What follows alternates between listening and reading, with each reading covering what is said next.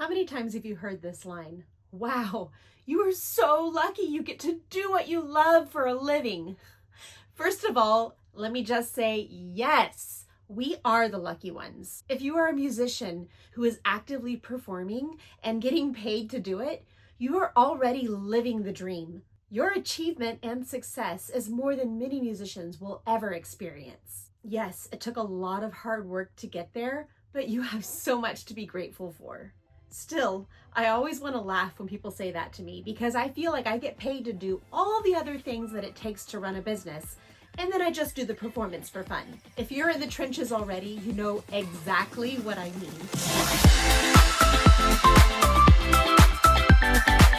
Are you a classically trained violinist dreaming of stepping out of the orchestra and into the spotlight, but maybe the world of solo gigs feels intimidating?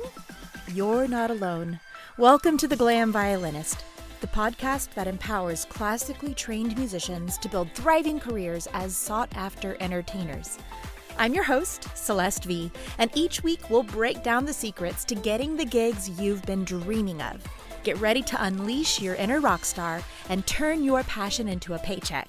Let's get glamorous.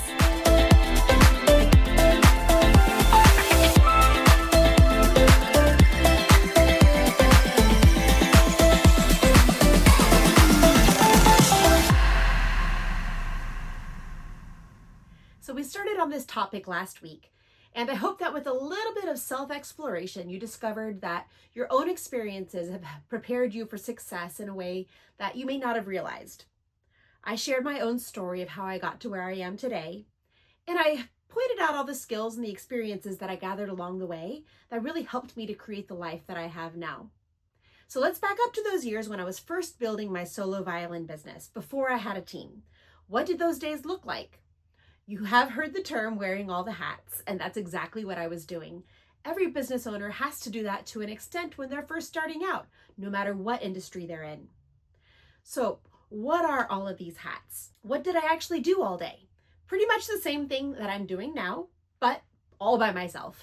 A little bit of music, a lot of marketing, some sales, some customer service, plus sprinkle in some graphic design, web development, audio and video editing, and a whole lot of entrepreneurial spirit and problem solving. And you've got the magic concoction to both create and to grow a thriving music business. Let's start with the obvious. First, you're going to put on your musician hat and create a set list for different types of events that you plan to do. I drew from my years of playing in top 40 bands, which means a lot of classic hits from across the decades, plus a splash of some more recent chart toppers. But everyone is different. I still recommend a little something for everyone. You'll choose the songs, purchase your backing tracks, create the mashups, and practice until you can play them without thinking about it. This part is really important. The better you know the songs, the better an entertainer you're going to be. And that entertainment aspect is what will make you stand out from the competition. Remember, you want lots of smiles and eye contact with your audience. If you're going to ask them to pay a premium price, you're going to need to provide a world-class experience. That means practicing and learning your mashups and your sets really well so you can focus on engaging with your guests. Part of this process is finding the right software to play your backing tracks. I've said this before, but I strongly discourage anyone from streaming during a gig. There's just way too many things that can go wrong. If you're planning to plug into speakers that are provided by a DJ, you're going to want to use a laptop, not a phone or iPad, because the adapters that those devices use to connect to the mixer are really not that reliable. Either way, the songs need to be downloaded to your device well ahead of time so there's no chance of interruptions. And that's pretty much the only part of this business that is directly music related. So you can go ahead and take off your musician hat for now. Everything else I'm going to talk about in the rest of this episode is the same or similar to what any other entrepreneur or business owner does all day. So let's dive in. You're going to need to set up a booking process. So grab your sales manager hat and do a little reading about a sales funnel if you don't already know what that is. First, you'll need to create a contact form that collects your inquiries, ideally on your own website. But of course, you can use Gig Salad, The Bash, The Knot, platforms like that if you don't already have your own site yet. You need to be able to send contracts and collect signatures, and you need to be able to accept different forms of payment. You can use Zelle or Venmo, but when given the choice, 95% of my clients prefer to pay with a credit card. So I recommend making that an option at least. Anything you can do to lower the barrier to entry for your potential clients is a good thing. I've used a lot of different software programs over the years, but HoneyBook is by far the best. It's a relatively new kid on the block, but they understand the gig industry really well, and the workflow is geared towards people like us. If you're not already using it, I highly recommend giving it a try. Once the gig is booked, you're going to switch hats again and become a performance coordinator. To do this, you're going to need an organized system for collecting details, timelines, song requests, and things like that. If you're performing for very large, complex events, you're going to spend a lot of time coordinating details with the client and with other decision makers, plus the planner, DJ, and venue. This part can get really tedious, but it's super necessary to make sure that everything flows smoothly on the event day. These high-end clients expect everything to run like clockwork, like a scene from a movie, and you've got to do it with no rehearsal, no dry run-through, no familiarity with the space, and often no sound check. At our gigs with Violent Event Entertainment, we rarely perform in one location, so that also means we're setting up and performing, then moving and setting up again in multiple spaces. You want to be really clear about the logistics and the division of responsibilities for special songs. Don't overlook this crucial step.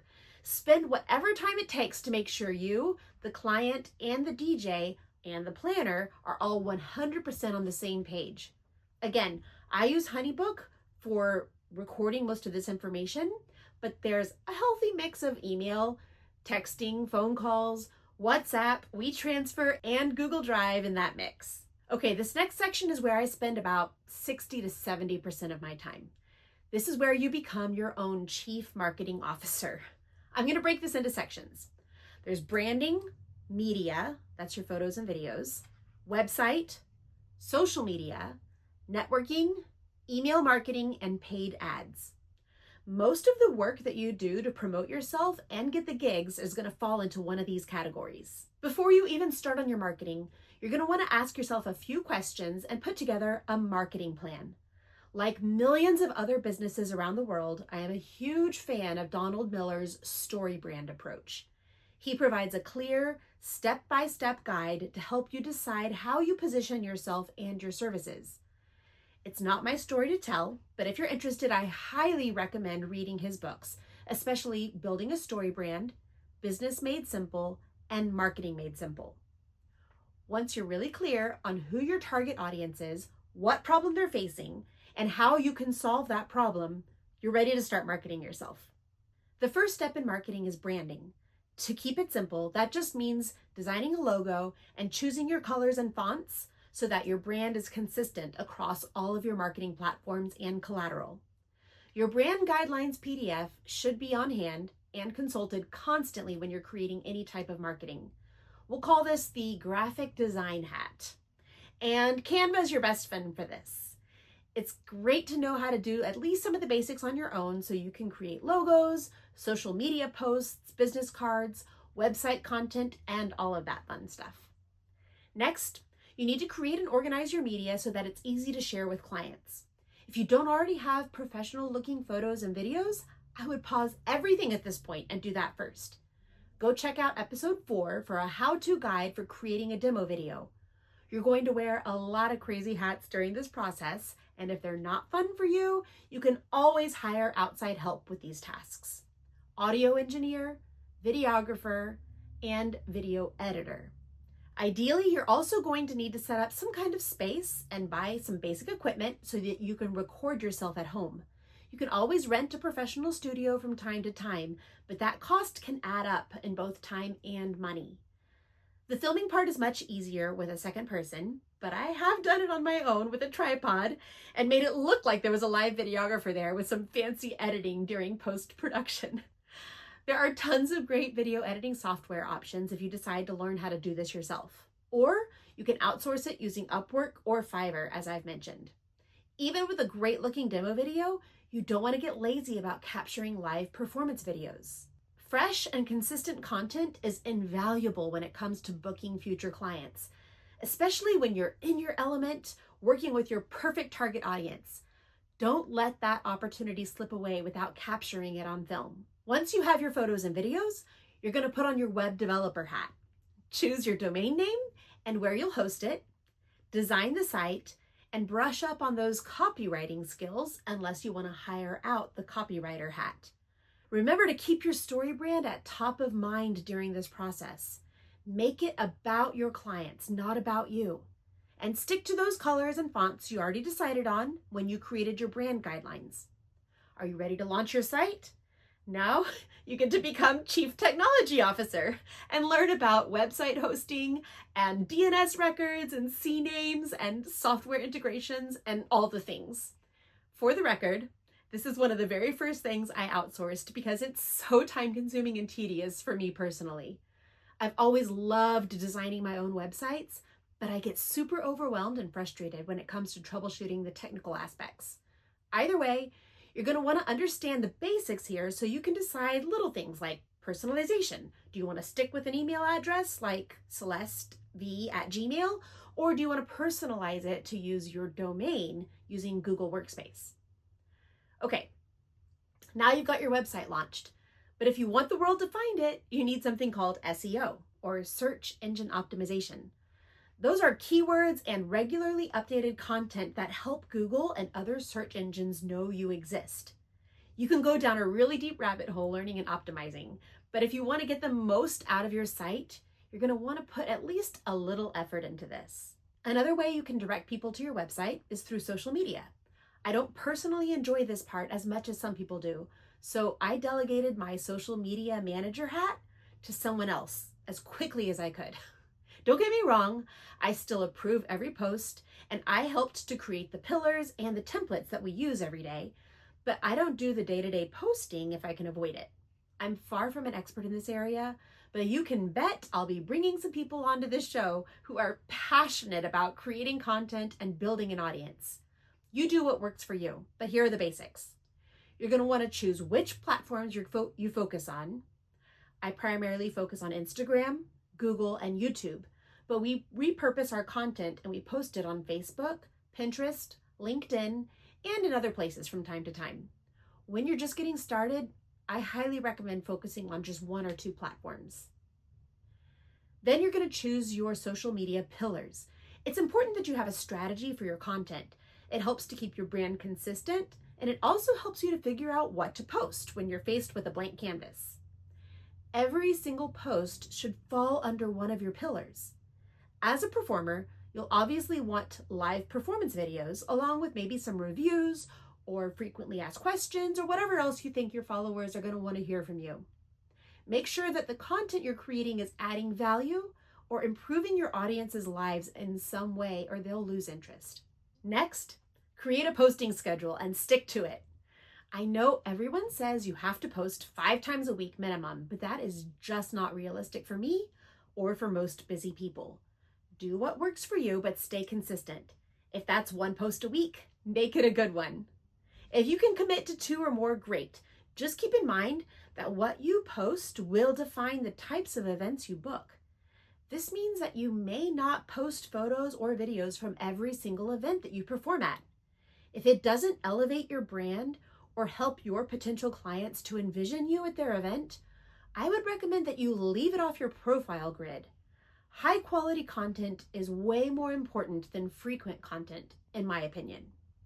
And don't forget that engaging with your audience is just as important, if not more so, than posting. Reply to every comment. Follow people you want to work with and comment on their posts. These actions can go a long way toward getting you noticed. Another super important piece of marketing strategy should be networking. We'll call this being your own director of community engagement. Join the local Facebook group for your target audience. Attend community networking events. Invest in a booth at your local bridal show. And don't forget to network whenever you're at an event. Don't leave the venue until you have followed every single vendor there on Instagram and exchanged contact info. These relationships that you build at the events that you're performing at, Those are what helped me to grow, probably more than any other single factor when I first started my business. And to this day, I value those relationships, both new and old, more than anything. Email marketing is an often overlooked way to stay connected with people who are interested in what you do. Here's what's crazy. Litmus recently released a study that showed that email marketing generates an average of $36 of revenue for every $1 spent on email. That is a crazy return on investment, y'all. If that doesn't incentivize you to create a great lead generator on your website and start collecting email addresses, I don't know what will. Don't let this one slip through your fingers. Your email campaign manager hat is made out of pure gold if you do it right. You might be wondering about paid ads. Yes, that's always an option, but I'd focus first on what you can do without spending a lot of money on advertising. Get listed on every free site that you can find and focus on SEO and organic growth. Down the road, you might want to invest in some paid ads, but I definitely wouldn't start there. Okay, moving on from marketing. I swear it feels like that's all I do sometimes, but there are a few other logistics and no-fail tasks that a musician entrepreneur has to handle. One is bookkeeping. Your bookkeeper hat can be worn by you or by someone you trust, but it has to be done. I highly recommend QuickBooks Solopreneur, that was formerly QuickBooks Self-Employed, because it easily allows you to separate your personal transactions from your business income and expenses. It also helps you to log your gig mileage and capture receipts and so much more. It won't scale with you if you plan on growing a team, but it's great if you're just working on your own, and it will help you prepare for tax season. Another trend I'm noticing increasingly in the last few years is venues requiring every vendor to provide a COI for the event. A COI is a certificate of insurance where you list the venue as additional insured on your existing insurance policy for a specified period of time, basically during the event. I think every gigging musician should have insurance, but you may find that you don't have a choice if you run into this at one of your events. The company I use is called Specialty Insurance Agency, and they are geared toward unique performers like us. Their policies are reasonable and will give you some peace of mind for a small yearly fee. Whew, okay, I've probably left so much out, but let me tell you, this podcasting adventure has been so eye-opening. I thought I was going to run out of topics after a few weeks, but the more I share, the more I realize that each little bullet point is an entire episode in itself. We're going to unpack all of these treasure troves together if you stick around for this journey, and I promise to keep it real and as fun as possible. So today we went behind the curtain to see what makes a musician entrepreneur tick. This is what I do all day and what my team does all day so that our violinists can go out there and just perform. So if it's a little overwhelming, that's okay. Take a step back and choose one thing to focus on. Start with a great demo video. And if you decide you don't want to do the other stuff, hit me up. Violin Event Entertainment is a full-service entertainment agency that does all the messy stuff so our violinists don't have to. If you have the skills and you're the right fit for our company, we would be honored to add you to our roster and recommend you to our clients in your area, anywhere in the US. We haven't quite expanded overseas yet, but we'd love to connect with you either way. You can visit www.vee.llc or send us an email at info@vee.llc if you're interested in learning more about working with us. And that's it for today. I hope you found this helpful, and if you did, will you please share this episode with at least one friend who wants to learn more about being a solo musician? Also, be sure to subscribe to this podcast, and you can follow me on Instagram at @thecelestev. That's VEE.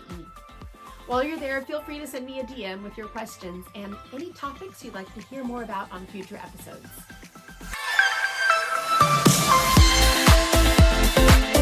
Thank you so much for tuning into this episode of The Glam Violinist. I'm excited you're here, and I truly can't wait to watch you grow no matter where you are on this journey. We're in this together, and I believe in you. Until next time, this is Celeste V, reminding you to stay glamorous.